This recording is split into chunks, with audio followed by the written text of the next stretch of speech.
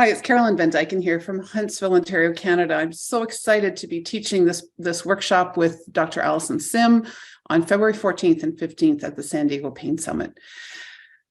Building resilience, building self-efficacy, avoiding burnout as clinicians is such an important topic, and yet most of us don't give enough time or energy to really developing skills that help us in these areas.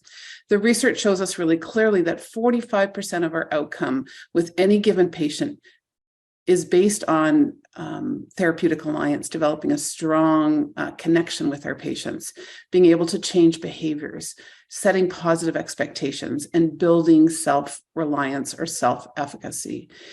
So what does that mean? How do we do that? Well, we need to do that through improving our communication skills with patients.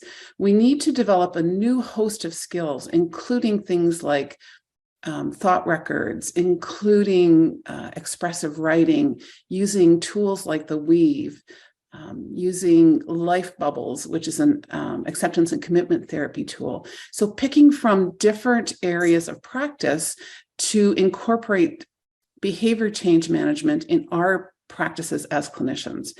This is a really fun and interactive workshop. We will also be learning a lot of novel movement practices that build self-efficacy and confidence in our patients with regards to movement.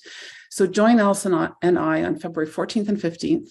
San Diego Pain Summit is just an amazing venue, an amazing place. If you've never been there, it's a very supportive learning environment, and we're going to have a lot of fun. So we'll see you then. Take care.